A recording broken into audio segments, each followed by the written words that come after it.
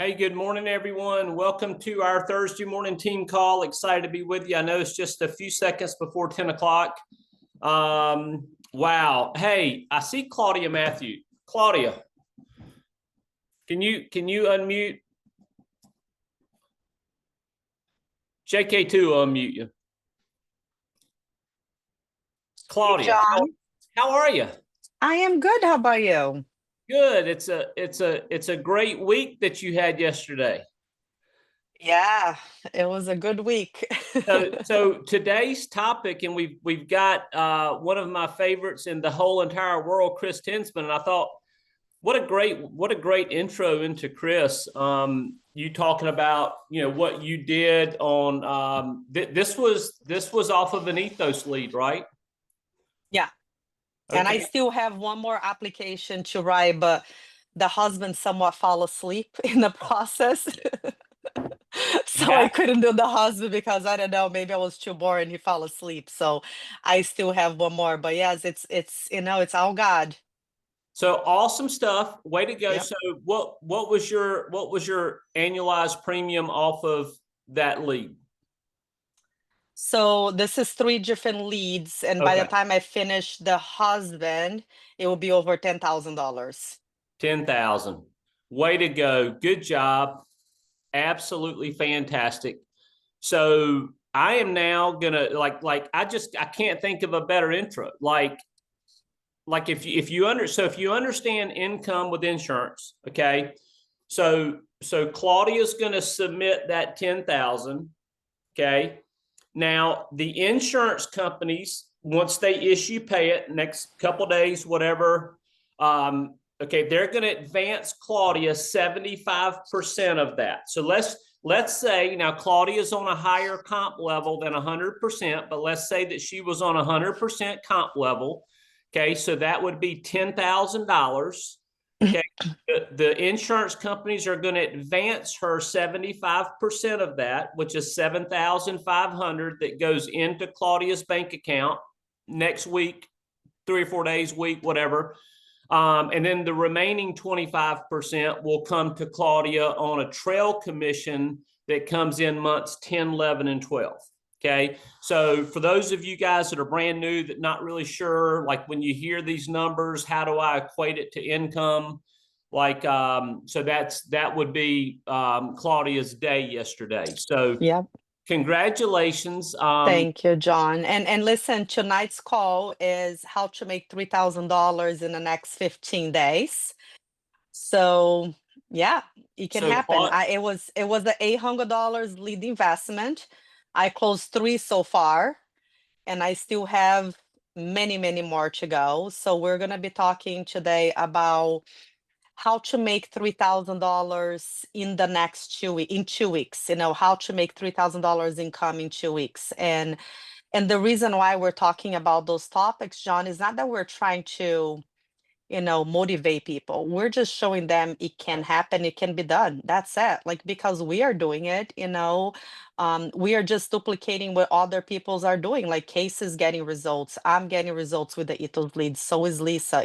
Rob is the one who kind of like lead us into this, right? And guide us into this. And we're just duplicating what he does. So yeah, it can happen, John. We're just sitting here hanging out on the Zoom once in a while. We have some conversation. We had a ladies meeting the other day. Emery came and kicked Casey out of the chair, and we are just having fun and building relationship with our agents and making money. So Anne Marie, you kick Casey out of that chair anytime you want to. now, you know what I told her? Just log in with your own computer, Emery. So she did that yesterday. So way to go. And yeah, so great lead in. And so Claudia, you said your investment in the Ethos leads were, what did you say, $700-800? $800. I purchased $800 in leads last week. I'm just excited to like invest a lot more. Yeah. So yeah, well, so lead driven sales is all about investment, return on investment. And even when you're a brand new agent, you've got to know that. And so the learning curve and the experience is that, at the worst, you want to stay revenue neutral.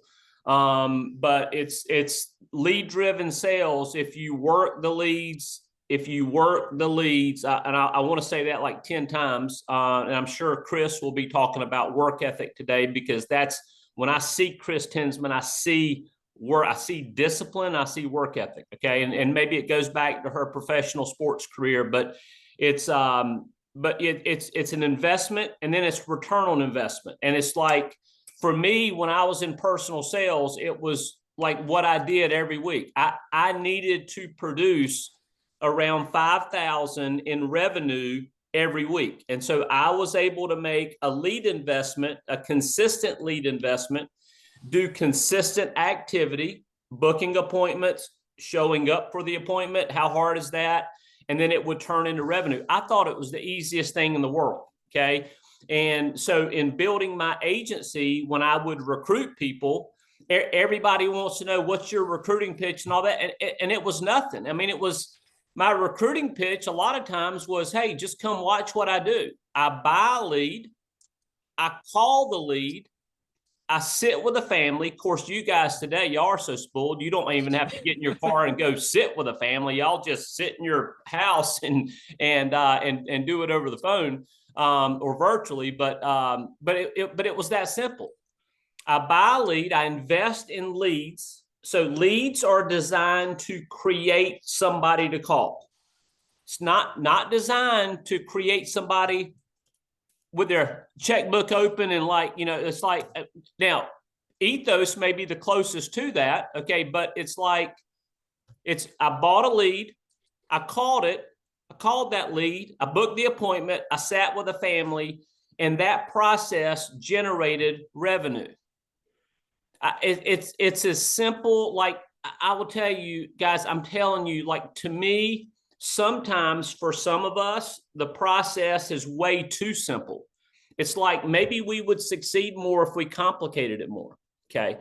So with that, I'm going to bring on very quickly. I'm not nothing else in the call. I'm just one of my favorite people on the planet. I'm just going to tell you guys, Cornerstone, integrity would never know of Cornerstone. Cornerstone wouldn't even be in existence if it wasn't for my friendship with Chris Tinsman. So back before, anybody knew who I was or anything like that, Chris was a hero of mine. And I called Chris on the phone. I would ask her for help. I would, we had a little small team going back then, maybe 4, 5, 6 agents. And I remember having impromptu sales trainings with Chris. I remember right now in Eastern North Carolina, I can drive to it right now, but there's a church parking lot. I remember pulling into that church parking lot, and we did a little impromptu training with Chris Tinsman. But she was like, I mean, everything that we wanted to create in this business, she had done. And I want to, and Chris, I was thinking about this when I was working out this morning, was that I'm trying to remember back then what it was. And I think maybe it was that you had gotten out of debt, or you had put like 90,000 in your bank. I remember it was some number that, for me at that time, because we had gotten back on the struggle bus financially, for me at that time, it was like, this is my first dream. Yeah, I wanted to build an organization. I wanted massive passive income. But if I could go out on my own pen and I could duplicate what Chris Tinsman was doing, I would be just fine. My family would be just fine. And so, Chris, you were that person for us. And now, you have transitioned. I don't know if Ethos is all you're working. I know you were a rock star with mortgage protection, but thank you so much for taking your time and coming on and giving to us today. I really want to just kind of turn the floor over to you. I've got questions, and I'll be with you every step of the way, but we just want to know, what in the world are you doing? What's your mindset with it, especially with this lead source called Ethos? I love the story. I tell everybody when I teach leads, every lead has a story, whether it's mortgage protection, final expense, incomplete IVR, ethos, every lead has a story.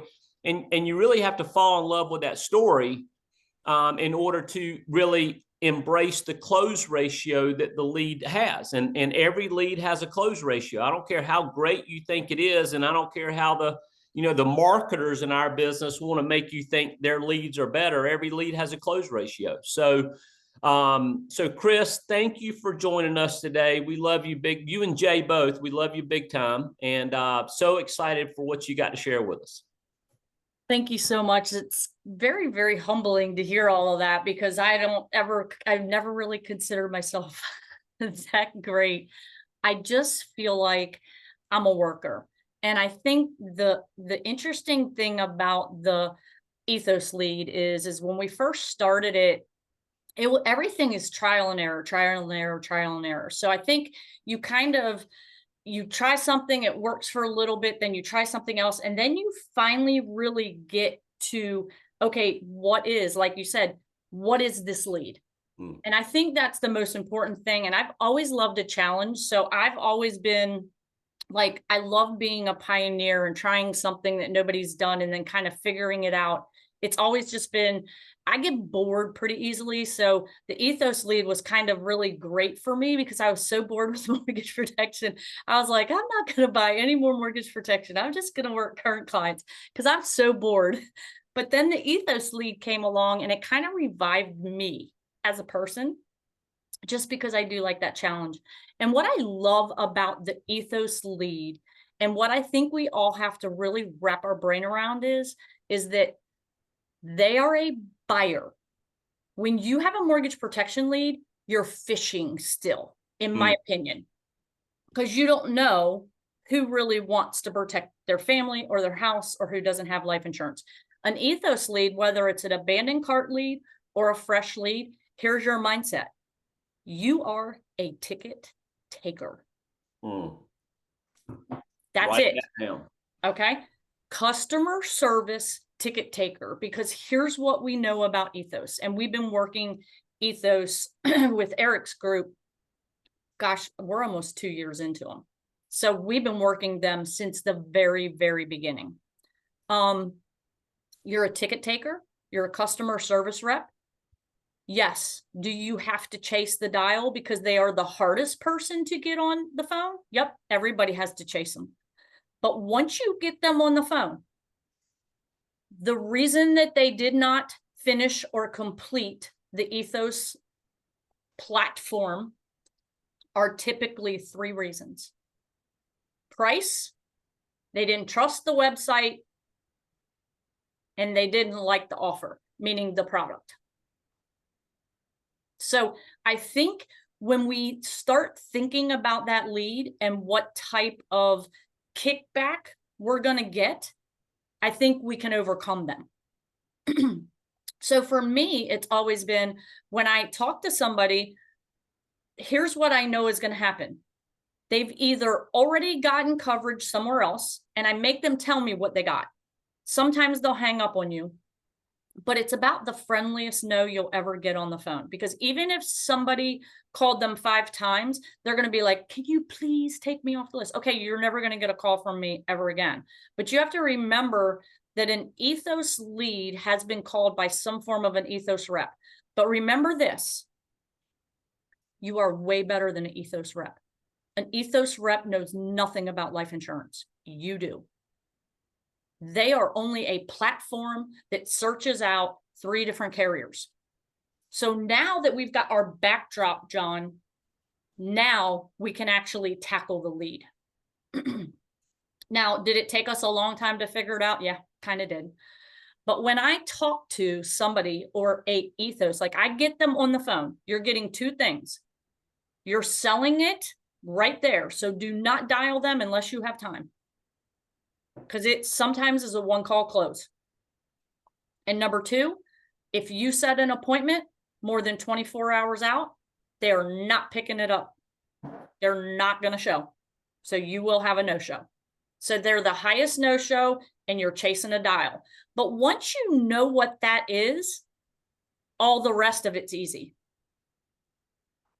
I just told you everything you need to know about an Ethos lead and what you're going to get on the other phone. Do you get the nasty person? Yeah, you do. But do you get a nasty person with mortgage protection? You do, but you get way more nasty with mortgage protection than you do with Ethos. I don't care what state you run them in. I've probably run, I don't know. If I had to guess, I'm probably sitting on 10, 12, 15 a week.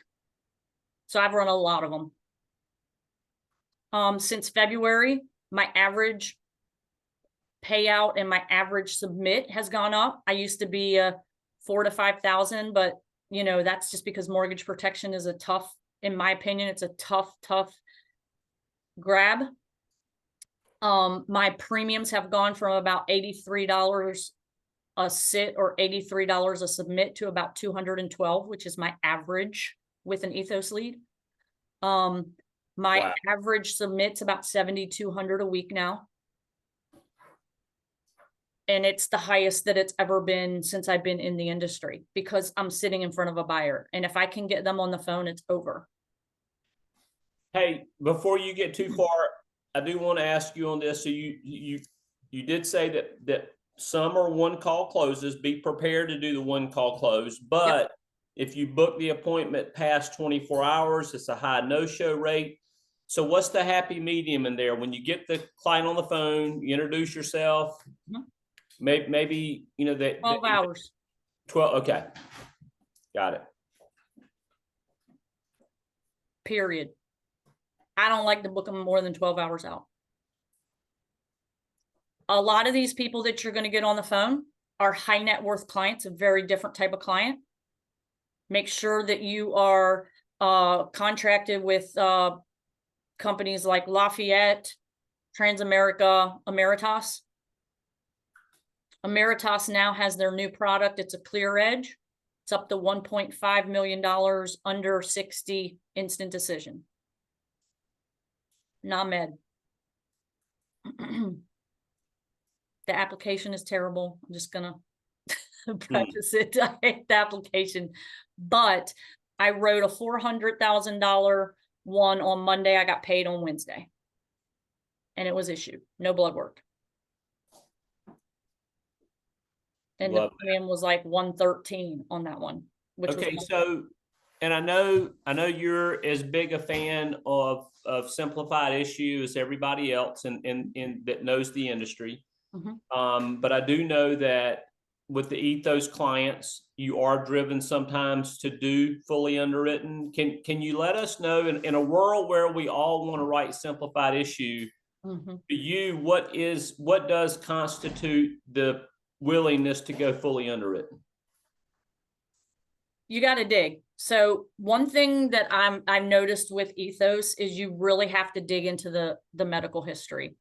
And it can't just be, have you taken any medication in the last 3 years? It's more along the lines of, have you had any surgeries or taken any medications or been diagnosed with anything in the last 7 to 10 years? I'm really, really digging in on the medications. I'm also digging in on DUIs. I'm also digging in on drugs. Those are the things that come up that people don't understand are going to push you out. So, you know, I'm forced sometimes with these bigger clients because you've got CEOs, a lot of high-end, high net worth people. You've got court-appointed insurance for divorces, for bank loans, for small business loans that you're going to have to deal with. You're going to run into buy-sell agreements, which a lot of people are not familiar with. There's a lot of things that you're going to run into, but what I also know too, and I don't want to harp on this, but 3 out of every 10 Ethos leads that you are going to run will also require advanced markets. And if you're not going to ask the questions, then you really, really, really need to get with somebody who wants to run advanced markets too, because you're going to be leaving hundreds of thousands of dollars on the table. I probably write now that, you know, probably 12 small annuities a month now. Love that. So Ethos leads, even more than mortgage protection, are from an advanced market standpoint. I see love your debt free for life logo. We've also got our team specialist we've got several specialists inside of our team, but we've got I would say our champion, Patrick De Lorenzo. I'm sure he's holding his hands up and clapping at what you're saying there, because he is constantly reminding us to ask the questions and make the referral. Yeah, we Googled it a couple of weeks ago, and you can Google it, but most people will change jobs 3 to 5 times in their lifetime, and most people under the age of 35 have at least $39,000 to $43,000 in a 401k. So if they change jobs, it's probably still sitting, and you are stepping over the money. Just my opinion. Okay, so pause button. Yep. Let's go back. Okay, so you've got a professional sports background. You were a professional soccer player, and now you have funneled that passion. Chris, I'm hard pressed to think of anybody in this industry that has given, to the industry so much. Maybe who I had on first up, Claudia Matthew. Maybe I would put her in that category, but you have just served the industry. You've served so many people. You've served Ethos. It's just so hard not to absolutely love you and who you are and what you stand for. But can you take a few minutes and kind of take us into your world as far as, what drove you as a career? What drove you into life insurance? And I'm assuming, again, I'm just going to go out on a limb, correct me if I'm wrong, but I'm not too sure you can go, you'd have to go way far back in your career to find a year that you've made any less than $250,000 a year on your own pen. My first year in was 156 full time. So your first year you made 156,000, and then after that, have you ever had a year you haven't made $250,000? No, I don't think so. And I was at a 55% contract. Oh my gosh. Don't even remind me of those days. Oh my God. So 156,000 on 50. Okay. So really you probably made over $250,000. You just made it for somebody else. Yep. Oh my gosh. Okay. So take us back. Chris Kinsman, give us that snapshot. What drove you into this industry and what drives you now? I think if you go back, I love to work. Like I don't know what it is about me. My parents, both of them worked. I worked. I just saw it as a young age, and I always wanted to have things, and I just never wanted to struggle because my father worked in the postal service for 40 years. He didn't make a lot of money. My mom worked for the school system. She didn't make a lot of money. And I just saw them struggle. And I swore that if I could ever find something that I could do myself that was legitimate and it wasn't drugs or, you know what I'm saying, that I would embrace it. And I said, and I would be hard pressed to lose. So I just wanted never to live paycheck to paycheck. And when my husband and I we were down in South Carolina, we made a real estate investment, and it wasn't like it was a bad investment, it was just bad timing for us because we owned multiple properties. We owned a property in Virginia, we owned a condo, we owned a house. So it just, in order to get rid of it, I think we had to bring like $30,000 to the table to actually get rid of the real estate investment. I put it on a credit card for real, just to get out of it. And I was just like, we have a little bit of credit card debt. $76,000 in credit card debt today is nothing, but we had 26,000 regular. And then we had the 30,000. I was like, I can't do this. I'm just not going to do it. So I looked for a part-time job, and then I found insurance. And this is so crazy. Think about the guy who hired me that quit. Yeah. Oh my God. Like I know, right? But he literally said, "Hey, I think you'd be great at this." So I just kind of started doing it on weekends. I was doing it from 2:00 in the afternoon when I got home from work, and I would lock myself in a room and I would dial crappy leads, like horrible leads that everybody else had dialed. And I would not come out of that room on Friday night until I had a full schedule Saturday and a half a day on Sunday. So I basically just ran my business 2 full days a week, and part-time I made $76,000. I paid all my credit card debt off in 9 months. Mm. And then I thought to myself, hey, what if I did this full time? Like, and then I wasn't really afraid because I had the confidence to know that I was going to have bad weeks, but not a bad month, as long as I always brought my A game to the table. Mm. And that was it for me. I walked into my, I asked my husband, I said, I walked into my boss's office. I gave him 8 weeks notice, which most people don't do. He escorted me out on Friday, made $156,000, never looked back, been doing it ever since. So, okay. So the thing I know about you today is that because I had to get on your schedule for this call, you sent me your schedule. Like I'm kin to you. Like we're bonded. You know, it's like, and it's like, hey, here's my schedule. And so you you have incredible passion for training dogs. You love dogs. You're great at it. You're great at it, right? And we have actually two great dogs because of you. One that you sent us to the right training, and the other one that you made us buy. The sweetest dog on the planet, who's probably right there with JK2 right now. But I know how schedule oriented you are and how disciplined you are. You just said something, I wrote it down here. You could have a bad week. You're just not going to have any bad months as long as you bring your A game to the table. So many new people are on this Zoom today, Chris. Talk to that. Like, I think so many people, they love the idea of being their own boss. Yep. They love the idea of looking in the mirror, seeing the ball, set their own schedule, but they don't work near as hard as they need to work. And it drives me crazy because I see that as a problem. Speak to that. So here's the problem. So think about it. You've been in corporate world. You go in, you punch 9 to 5. You're working for someone else. The paycheck comes whether you're sitting on the internet or not. I always tell people when I hire them, hey, look, I don't know who you are. I don't know what type of personality you have, but I'm going to tell you, you can't sit on the internet. You can't sit on the Facebook. You can't do all that stuff. You actually will get paid what you're worth. So the question is, what do you think you're worth? And what are you willing to give up in the beginning to push through the learning curve to get to that point? So like I've earned the right to take off Christmas and Thanksgiving and birthdays and do whatever I want and go fishing for 2 weeks because I have the income to do it.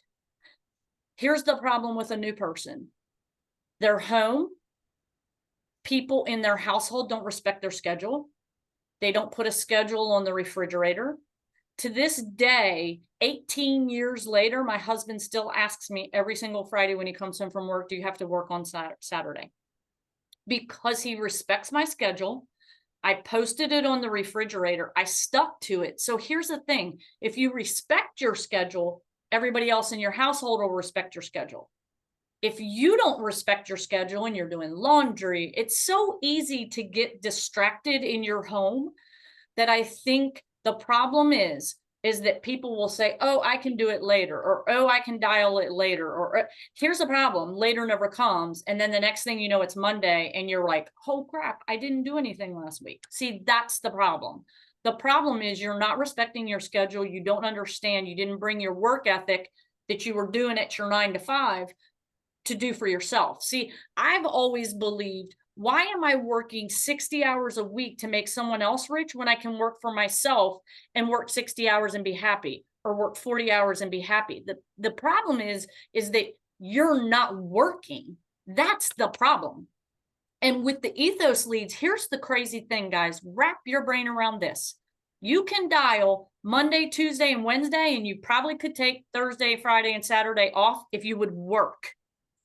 See, because you can get these people on the phone and because you can one call close them, which you couldn't do with the mortgage protection, we've got people like Doug Walls and Mark Munson writing $5,000, $6,000, $7,000 a day. We've got Kara and Mac McDaniel writing 10 grand in 2 days, and they got 6 kids. And let me tell you something, that household, don't call that phone, because you can hear all that stuff going on in the background. And I don't know how they do it, because I can't do it with that distraction.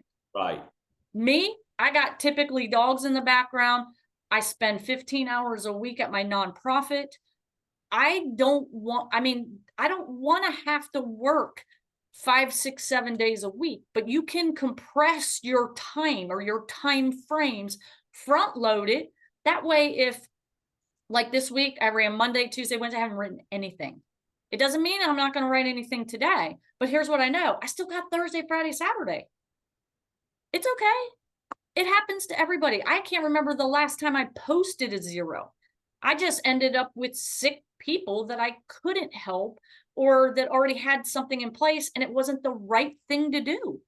So if that's the case, that's the case. But like I said, I'm still not going to have a bad month, because the first week I wrote 7,200. The second week I wrote like 9,300. This week I'll write like nothing. And next week I'll probably write, 5 or 7 grand. But is that a terrible month? No, it's just a bad week. Yeah. Okay, so, and maybe you'll speak to that, to this, but as far as schedule and discipline goes, if you look at most of the credible weight loss programs, they start off with making you write down everything that you eat. It's such an important step. If you can, it's like somebody told me one time, John, if you can be disciplined enough to write down everything that you eat in a day, you can lose weight. And that didn't make sense to me, because I went, well, I can write it down, but that doesn't, I didn't put the two together. But what I've learned is that if you really care enough to lose weight, and you are disciplined enough to write down everything that you eat, see that number on the scale, it either goes up or down based on your decisions. Mm-hmm. Like it's reality, not anything. It's reality that makes the number go up or down. So at some point in time, you will go, I'm not going to eat this because I'm more tired of the number going up than down. And so it's like you can sigh and you can say, I wish I wasn't disciplined. I wish I could eat this and not write it down. But you're way too accountable. You have way too high of character to ever live your life that way. Because if you live your life that way a little bit, you live your life that way in everything. Agree. So parallel this business. If you will write down everything that you do in a day's time, you can see what reality is. And that is, if your family doesn't respect your schedule, if you don't respect your schedule, and all of a sudden now you're the errand runner, you're the this, you're the that, because you don't have the 9-to-5 W-2, oh, you're just 1099. That means you could do anything. No, that's the kiss of death, right? So if you write down everything that you do in a day's time, if you'll do that for a week, and if you'll let me look at it, or actually you just have to look at it, it really just gives you reality. And we've got a term in this business. There is revenue producing activities, and there are non-revenue producing activities. And instead of the number on the scale, the number is your deposits. Yep. Okay, because in the world of CEO, you incorporated, the only number that matters is the revenue. It's the difference between investment and what you make. It's the revenue. And so your reality, the number on the scale is based on your revenue producing activities. And you have to really go through a season of your life where even if your family thinks you're just a total ass, it's okay. Mm-hmm. It's okay, because you have to be that way for a while in order to set that precedence where you, like Chris just said, her husband respects her schedule, but it's accountability. It's accountability. So speak to that. I'm going to share my screen because I want you guys to see. I'm not talking I don't say something that I truly don't mean. So hopefully you can see my screen at this point. Yep. I can literally take you through my calendar. And this is what I mean by, and I color code everything. This is what I saw the other day when she's like, hey, you want to get on my schedule? There you go, big boy. But the crazy thing about it is a lot of this stuff you don't know anything about, but here's what I love about what I do.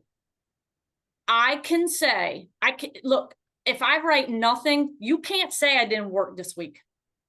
Guess what? It is what it is. I didn't get to pick the people. Like, I didn't know who was going to buy. But if I take you back to the first week, to the week before, to the week before, to the week before, to the week before. Here's what I love about what I do. I am accountable for everything that I do.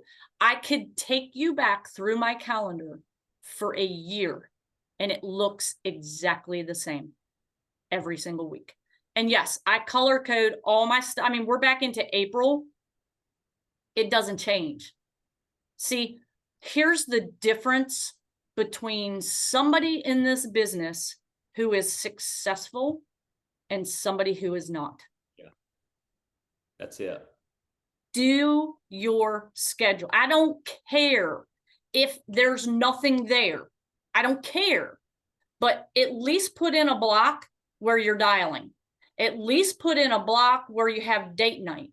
At least put in a block where you spend with your family. At least put in a block where you want to do interviews. And people always say to me all the time, well, you don't want to build a business or what? Okay, I get you don't want to build a business, but you are sitting down with 10 to 15 to 12 people a week. I don't know what the number is, but here's the thing. You don't know who has been on their knees praying for a job, who lost their job, who wants to get into something different, who wants to stay home, and you had them on the phone and didn't ask them. Shame on you. Like, so here's the thing. If you don't want to hire them, send them to John. He'll hire them for you. I wish that I had that support my entire career because I did not. And I didn't understand that I was that person because I was the person who was on my knees praying for an opportunity because I was sick and tired of being sick and tired. I was that person. So how many other people do you think are out there?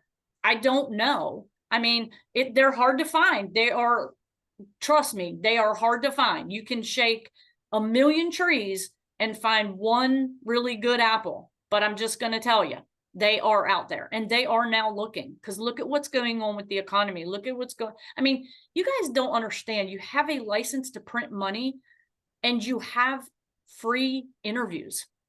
Yeah. Sorry, that was my rant. I love it. You know, I think right now from that standpoint, I just think it's so important to understand because I think like us, Chris, my story's similar. I looked at my mom and dad and I went, I'm not going down that path. I'm not going to do that. I'm not going to give my life to a job that's only going to chew me up and spit me out. Like I'm not going to do it. And so when I was presented the opportunity to own my own business, I never considered that I was an entrepreneur, but I was an entrepreneur. It was like, I liken it to when somebody showed me the opportunity. Like it was almost like living black and white and going to color. Like all of a sudden I saw the world differently. All of a sudden I didn't feel claustrophobic that, oh my gosh, I've got to go wake up every day and go work for somebody else for the rest of my life. Like I could actually do this. I can start my business on a shoestring budget. I can get the help that I need. But I started out with something way different than I see a lot of people. And that is I started out with the desire that ultimately overcame all of my struggles. I encountered massive struggles. I just never encountered a struggle that was bigger than my desire. And I'm thankful for that because I know where that comes from. Okay. Yeah. But so Chris, as we start to close up, your schedule, you love the Ethos leads. Okay, so we've got brand new people that are entering the industry. They want to make lead-driven sales work. Okay, so they've got access to work mortgage protection. They've got access to work final expense, digital, direct mail. Like, you look at all the different lead types out there. But if they're gonna now run with this new Ethos lead type, okay, give your best 10-minute coaching on, hey, I'm not even connected to you, so it's not like I'm your parent. Like, I'm just coaching you, so I'm gonna tell you the truth. This is what you're gonna have to do if you want to go out in your first year and make $150,000. Yeah, I mean, and it's just a number. Like, I tell people all the time, if you stop worrying about the number and start doing the work, the number comes. So I think we keep worrying about this number. What's my submit? What's my submit? Like, stop it. Just go work, go write some apps, just put the apps in and put your head down for 8 weeks. Okay, there's a learning curve to everything that you do. When you go to a 9-to-5 job, it takes you 3 months to feel comfortable. Here's no different. Here's the thing. Get your first 15 to 45 appointments out of the way as fast as possible, because you're not going to feel comfortable, period. I don't care who you are. It was the same way with Ethos leads. I didn't feel comfortable even doing the pitch or even, talking to the client for the first 30 appointments, because I still was feeling my way through the process. But I think what happens is you have to pick a number. You have to say, okay, I'm either going to do that. I'm either going to dip my toe in the water, or I'm going to do this thing. Because I just don't think there's a gray with what we do. I think you have to say, okay, I'm going to commit to this thing for 6 to 8 weeks. Because I remember the Rob Jones challenge. This is what he told me. He said, Chris, I need you to buy leads for 8 weeks. I need you to put your head down. I need you to come up for air every once in a while when you have a problem. But if you don't make any sales in the next 6 to 8 weeks, I'll reimburse you for all your leads. Well, what does Rob know? Rob knows this. If he tells somebody to commit to something for 6 to 8 weeks and they actually do it, so like, I had to be accountable, I had to send my calendar to him, I had to show him how many appointments I had, how many leads I bought, all of it. But in 8 weeks, guess what happened? I made 20 grand. So he didn't have to send me any money for leads. But here's the thing. I did the work. The problem is that we don't do the work. And I don't know what you have to do to keep yourself accountable on your dials. I don't know. Go buy a big pack of paper clips and take 2 red cups and put on one of them dials and make that your empty cup when you start, and put all your paper clips in a red cup beside it. And every time you make a dial, pick up a paper clip and put it in the dial. I don't know how you keep yourself accountable, but I know this: if you will do the work, the result will follow. The problem is you are not doing the work, and you got to look at yourself in the mirror, because it's a hard thing to do. Amen. Hey, Chris, so this is a segment I want to cover. So for a lot of the people out there, we talk about Ethos, we talk about Ethos leads. But the counterintuitive thing, and maybe I'll be more blunt than Chris, I don't like Ethos at all. Like, we do not write Ethos. Nope. Okay, so I want you guys to understand, we don't get appointed with Ethos. We don't write it. They're not agent friendly. I love their lead source. Okay, but our value to the Ethos clients is, we typically, by shopping out through A-rated carriers, we can get them much better coverage with living benefits at a lower cost. We absolutely, Chris mentioned that the leads that we get, they've probably been called by an Ethos rep. It doesn't matter, because we're like night and day from them. Okay. But I want to be clear to everybody. Do not I need to get Ethos. No. We do the lead source, but we're not a fan of the company at all. Nope. Chris, you agree with that? I have never written an Ethos policies ever. All I write is art, because here's the thing. When I talk to somebody, first of all, you got to remember, they abandoned the cart and didn't complete the process. Guess what? They already got a bad taste in their mouth, which is why they're not working with an Ethos rep. So I make it very clear when I talk to the client on the phone, hey, John, Chris Tinsman here. My name is not going to ring a bell. I am not an Ethos rep, but I do know that you were looking online for life insurance. Are you still looking? Is that something that you're still looking for? Because I'm really here to help you. And I'm not an Ethos rep. Love it. I literally go right back, because they're not doing the Ethos because something in there made them very unhappy. And they're like, oh my gosh, thank God, thank God you called me. You're not an Ethos rep. Like, I mean, that's how thankful these people are. And they'll say, you'll either get, no, I've already got it, or I got it, and I'll say, hey, did you get the living benefits one? Or did you, just get Banner Life? Or what did you do? And then I start talking to them, and then they become like, they're the nicest people. They're so thankful that you reached out to them. They're so thankful that you can help them. And that's what your job is. You are a ticket taker and you are a helper. Your job is to educate them on term. Tell them what you know about insurance.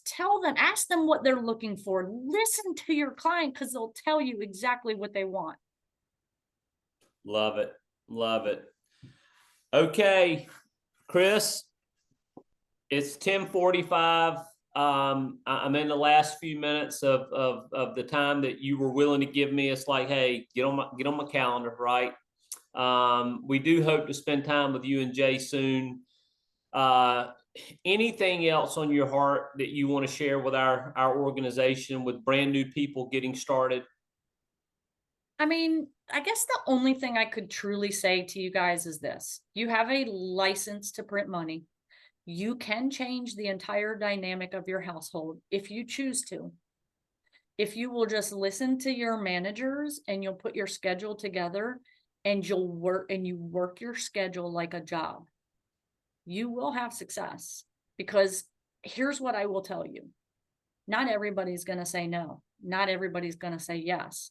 You just have to do the work to get past all of that. And there is a very big learning curve to what we do. This is not a typical sales job. One thing I want you to stop thinking about is trying to sell somebody. Remember always that an educated person can make a decision and a confused person does nothing. So your schedule, I'm reminded of a truism in life, and that is commitment to continuity leads to emotional stability. Emotional stability, I don't think is talked about enough, because we get in when we are not stable emotionally. Either way, it turns out to not be good. We sow seeds and we reap harvest during those times of wild emotional swings that we don't want to reap, right? And so it's the commitment to continuity. It's that, like you said, the Rob Jones challenge is for 8 weeks, because what we know is that as good as you're not bad enough to not figure it out in 8 weeks, right? So commitment to continuity, emotional stability, commitment to your schedule. I love that. Last thing, Chris, how important, when you look over your career, it's like one of the things right now, and I'm not in begging mode yet. And typically, because you know my style, I tend to talk more people out of it, because it's like when I say association, and I say, okay, we've got a training event coming up in Phoenix, Arizona, in July. Now it's Phoenix, it's July. Like we're not it's not February. We're not going out there because it's snowing in North Florida or North Carolina, or it's like it sucks. Going to Phoenix in July, like I can't think, like we're going into the pit of hell for 2 days.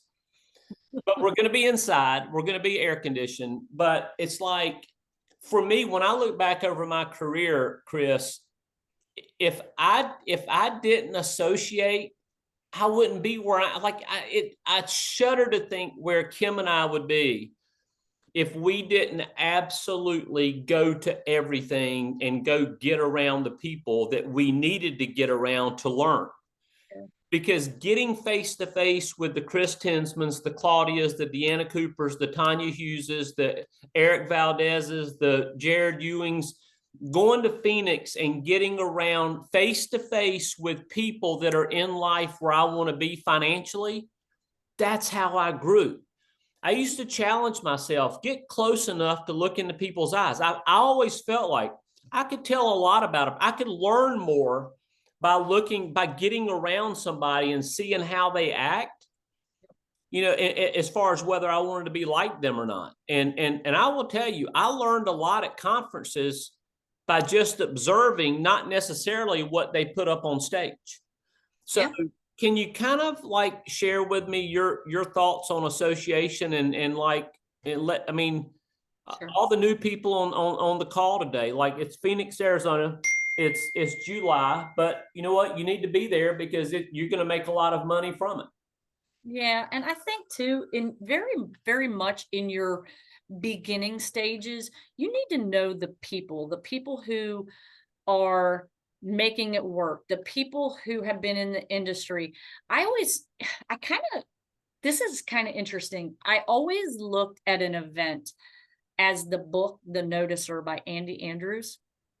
That's like one of my all-time favorite books. If you have never read that book, read that book, because it will absolutely change your life and how you look at your business, at how you look at your family, at how you look at your situation. And I think for me, I don't know, the Noticer and the Noticer Return. It's just when you look at life in general, if you're constantly interacting. So as time has gone on, I always wanted to be involved. I always wanted to be part of the group and things like that. And what I learned as time went on is what I really want to do is I want to watch how they carry themselves, because I want to be able to act like that. And I want to be in that situation, because what I noticed over time, so this is like 18 years for me.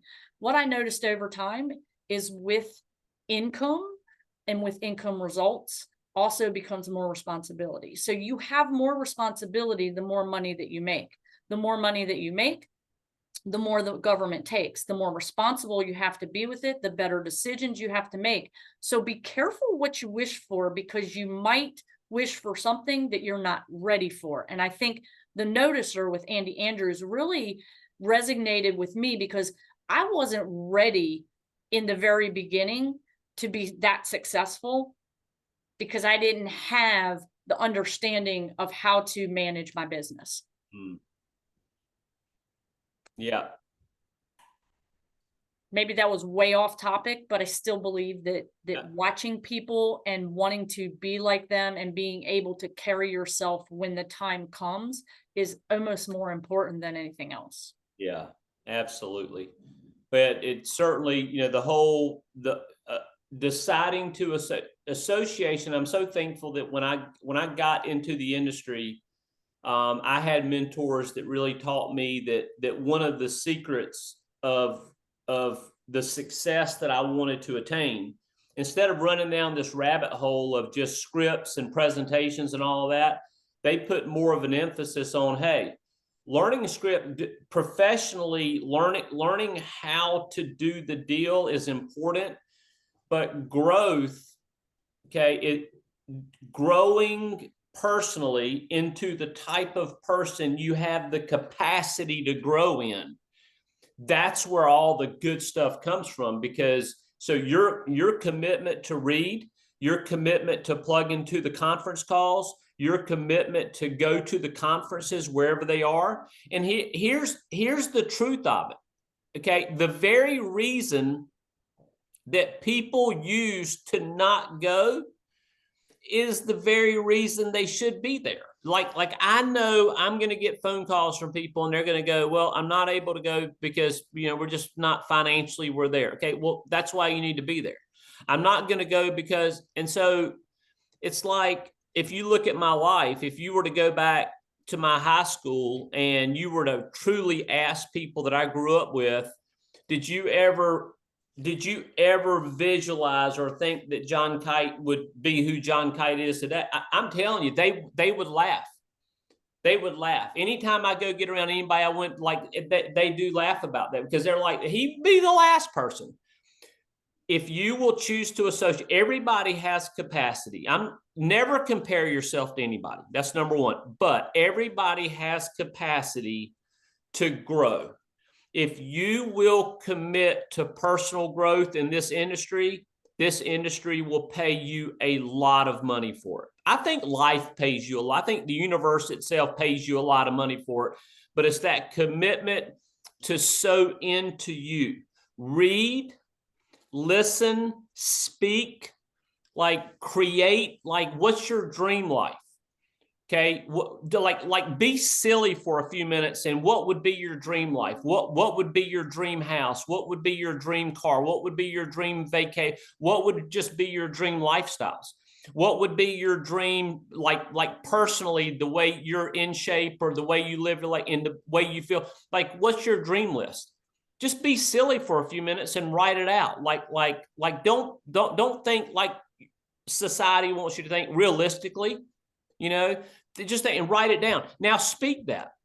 Like privately in your day, you don't have to make a big deal about it, but like I still do this today. I sit in my car and I will just speak over the things that I know I want to transpire in my life. But the words I speak, number one, it's going into my inner ear. It's changing the pictures that I have in my subconscious mind.